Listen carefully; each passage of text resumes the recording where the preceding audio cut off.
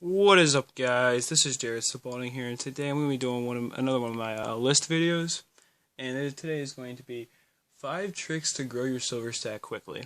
And so, maybe, it's not just going to be about, stacking, but how to acquire the currency in the first place to, do the stacking. And I'm sure that, most of the people who can stack up a lot of silver, have just really good paying jobs or own a company or something like that. But if you're not one of those people, then I'm sure that this will go very well with you. Now, my first tip for growing your stack is something, to do when you're buying. And that is to invest at least, I'd say put 60% of your currency into generic bullion and junk silver. And I know you're probably thinking, either A, you're thinking, yeah, that makes sense to me, or B, you might be someone who's like, oh, those don't really carry any value to them. They're too tied to the silver price. Well, here's the thing. If you want to grow your stack quickly, especially for weight, then how are you going to do that with numismatically valuable coins or numismatically valuable bullion?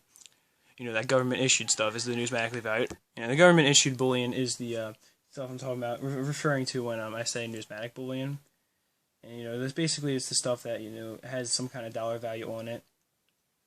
Like, I'm pretty sure 1 ounce is like $10, and so up and so forth, so on and so forth. Actually, an ounce might be $1. I'm not even sure. Please, if you do know exactly, because I don't invest in numismatic bullion, so if you do know the exact, ratios, then please let me know. But anyway, that's what I'm referring to when I say that. So, that stuff, you're never going to build up your stack in terms of weight quickly. And I will do a video about stacking for weight, actually, probably pretty soon, because it's just something that can be talked about all by itself. But you definitely don't want to be doing that entirely, but at the same time, you do want to at least partially stack for weight,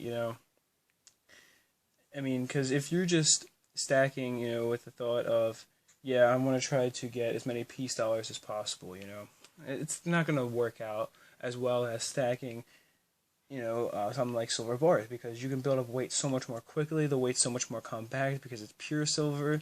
And not only that, but also peace dollars, you generally want to put in an airtight or something like that. It's going to take up more space. This stuff you see like how thin the little film is over these things, because you're really not worried about this stuff. I mean, it's generic bullion, And the junk silver, you can just pour it all down. I mean, literally, you can just have it in a giant pile. Like, in fact, since you don't got to worry about it, you can just pour all this stuff together. And actually, some of the stuff, one might argue, has a little bit of numismatic value, and probably shouldn't be even in with my junk silver. In fact, I would probably agree with you. I probably should take some of this out. Like I have a couple of halves, Walking Liberties, and this Barber Quarter, stuff like that. I probably should take out, but maybe this would be junk. This would definitely be junk right here, even though it's older. It's a no-date SLQ. Like, seriously, there's not. But I mean, these Walking Liberty halves, though, are, pretty nice coins. I mean, this one's in pretty decent shape, so it might be a couple dollars over spot, and this one, as well, since it's older and looks pretty decent, again, it probably should be in some type of capsule. But my point is you can just pretty much just pour this stuff however you want. You can just pour it into a massive pile if you want to, and you don't have to worry about it. It's much easier to store the stuff. It's since it is much more compact. I mean, this is kind of 90% not pure, but you can still store it a lot easier and buy it a lot more cheaply. So overall, I mean, it's going to be more beneficial to growing your stack more efficiently, because you don't have to worry about it as much. You can stack it and forget it for real with this stuff. People always say that, but with your coins, you're always worrying, how is the numismatic market doing? With this stuff, you just look at the silver price. You're like, all right, I bought at this price. It's this price now. I either gained or lost. It's that simple. I mean, this stuff is really simple, especially for beginners. Someone who's just getting into silver. I mean, anyone can go out and buy a 5-ounce bar, or buy, a roll of quarters, silver quarters. It's really, really simple. I mean, you want to shop around a little bit, but at the same time, it's not complicated at all. As opposed to finding the best deal on, something like, a $50 from 1801. I mean, that's going to be a lot tougher. So, and and if you have a lot of different numismatic coins, you have to worry about how different numismatic markets are doing. So, trust me, to grow your stack well, especially when you're first starting out, I would really go with this stuff. Now, of course, the next thing I'm about to say is going to probably contradict that, but my next piece of advice is to diversify. That is my second thing, if you're growing your stack efficiently. Now, I talk about diversification way too much probably, but that's just one of my things that I really think is one of the keys to successful silver stacking. In fact, I even have a whole video on it, how it's the key to successful stacking. So, a lot of people, again, that's something a lot of people agree and a lot of people might not agree. So, some people will say only buy generic bullion because the economy is definitely going to collapse. Some people say only get in the numismatic market because the bullion, like I said before, people will say, no, stuff's too tied to the price of silver, and if it crashes, you're going to be screwed. But here's the thing. If you diversify into all of them, you can't lose. I mean, sure, you can lose in one, but you also gain in the other market. That's the thing, is that when you diversify, you're not going to lose. But that doesn't really have to do with, growing your stack efficiently. So what does? Well, the thing is that there's certain ratios that you want to be at, certain percentages. Like I said, 60% probably for bullion and junk silver, and then 40% of your weight in numismatics, and maybe, more valuable bullion if you pick that up, or just other stuff like that. You want around 40% of your stack to be in. I would suggest, at least. You definitely are going to want to spend more money on numismatics overall, but have more weight still in your easier to store and much cheaper silver.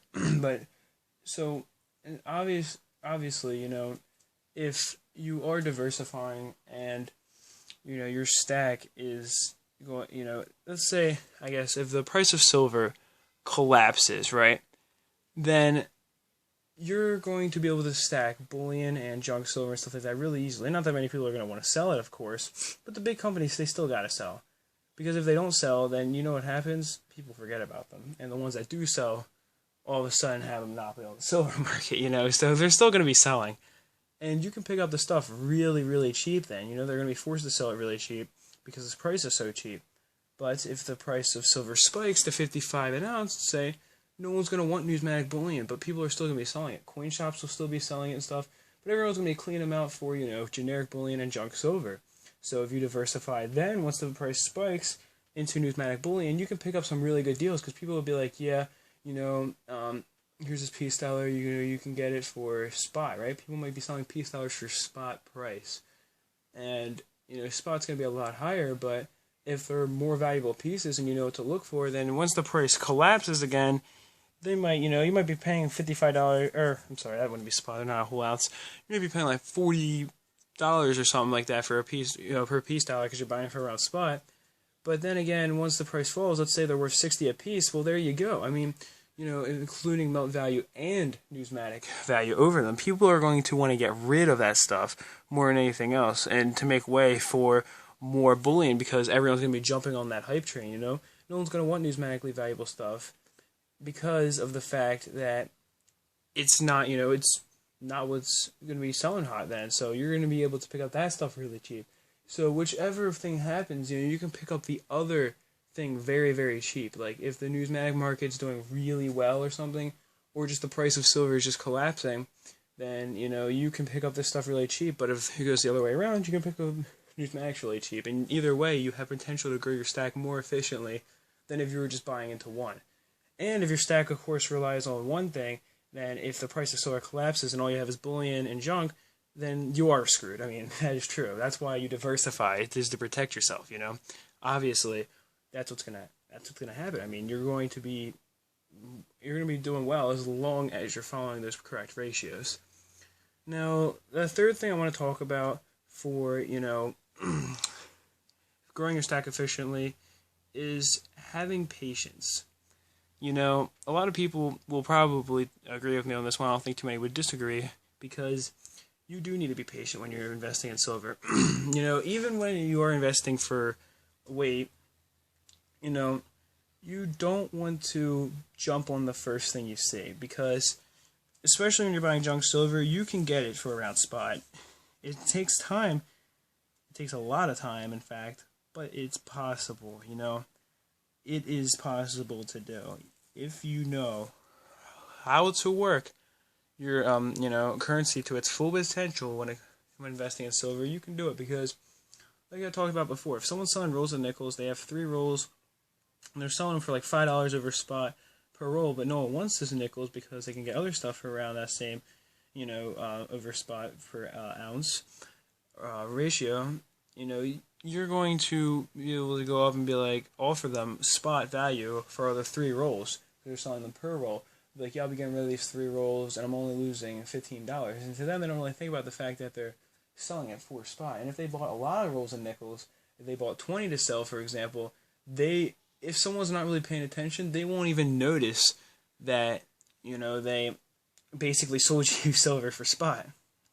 And whatnot. It does carry still a premium. So that's just an example. I've personally had them for me before. I picked up rolls of nickels really cheap from making people lowball offers that they just accepted.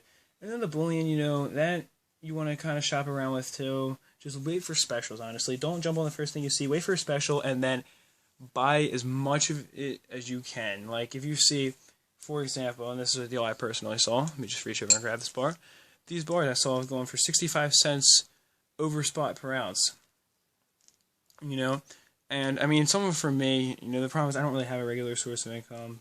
But if you have a decent amount of money, let's say you could have either bought one of these bars every week at the price they're at, or you saved up and now you can buy 5 of them because they're on it's a special, and you're going to be saving money because, I mean, these are free shipping anyway, but, you're going to be saving money because of the special, and now you can buy, 5 of these bars instead of buying once per week because, I mean, part of it's going to be coming from the fact that there's only 28 days and 4 weeks, and let's say you saved up a little bit more over those couple next days, but also you're saving enough money where you could just squeeze out that last 5th bar for the month that otherwise you would have only gotten 4 5-ounce bars that month, That's an example of where patience would pay off also. There's just a little bit of extra currency you need when you're saving to end up, getting the silver for a really good value right there, And honestly, there's deals, they come around more often than you think. JM Bullion, for example, is a great company when it comes to, running deals like that. They have deals, specials going all the time with 5-ounce bars, And Sunshine Mint's a great company, a great refinery, a great mint, whatever you want to call them, for silver bullion. They're very trustworthy, very reliable, and they do carry a little bit of a premium in the generic bullion world. Now, the 4th tip I want to talk about for growing your stack efficiently is coming up with your own theories. Now, honestly, people will oftentimes, I don't mind when you guys watch my videos because that helps me out, and I hope to help you guys out too, but at the same time, you do want to try to come up with some theories for yourself, I think of a lot of stuff for silver stacking. I post a couple of videos a day, which means that I'm going to be applying all this stuff myself and stacking extremely efficiently because of it. Because I know exactly what I'm doing when it comes to silver stacking. And honestly, YouTube has really helped me out a lot, because honestly, I've figured out stuff and learn stuff just from thinking, I need to make a video today. What am I going to make it about? And then, what happened? I ended up coming up with stuff that I would have never thought of, stuff I would have never hoped of could have even hoped of figuring out about silver that now I know extremely well, a lot of stuff that I ended up knowing because of the fact that I was, making videos regularly. A lot of times I'll go out on a limb, and it does well for the video sometimes, but at the same time, it also helps me out a lot. So, maybe to put your ideas forward, maybe try to challenge yourself to come up with a new idea for silver stacking every day. I'm not saying, you have to do a YouTube channel about it, but, really try to come up with your own theories about silver. Come up with something that no one else has ever thought of, because I try to do that every single day for YouTube, for you guys. I have an inspiration to do it. Maybe you need one too. Maybe you should try starting out a YouTube channel to, organize your thoughts, because it's forced me to organize mine. Now, that's something that's really just helped me out overall. Now, finally, the 5th thing I'm going to be talking about is a way that you can actually get money, or currency, if, you don't have a job, or like you're someone like me who's just, under the age of 18, doesn't really have a job, or anything like that. And that is diversifying your stack. No, I'm just joking. You see what I did there? Because I was just talking about that in the beginning. Yeah, it wasn't the greatest joke. But anyway, no. What you want to do is come up with something useful that you can sell. It's useful to other silver stackers. Because it's going to do a few things for you. And I know there's a lot of other tips out there to generate currency, but this one I feel is more important because it's going to put you on the map as someone prominent in silver, you know? If you're pouring your own bars, for example. And I know that's something I actually want to personally get into. I know the equipment is kind of expensive, but I'm sure I can find some stuff. You know, I am going to try to save up because I do want to start pouring my own bars, you know, from silver shot and become someone who's, you know, unique in the silver community because of it, because I sell my own hand-poured bars or whatever it is, you know what I mean? That is something I want to start doing. I would have custom weights and stuff, and, you know, that's something I do. That's the only thing here that I don't personally do yet, just because, you know, the equipment is kind of expensive for it, but you don't even have to pour your own bars. Just come up with something unique and, you know, creative for the silver stacking community and start selling it, because, like I said, it's going to put you on the map as someone to talk to, someone to communicate with, and you're going to be making money from the thing you love, silver, you know? So that's going to inspire you to keep on pushing forward. You don't even have just the inspiration of, oh yeah, I need to get this currency to buy silver. You have the inspiration that, yeah, I'm making this currency from silver to buy more silver, you know? That's going to drive you harder, I think, personally, than anything else you could be doing. But that's just my thoughts on it. And I didn't intend for this to be a 16-minute video, but, you know, I guess when video needs to be longer, then it's going to be longer. So anyway, I really hope you guys enjoy this and that it gives you some good information, you know.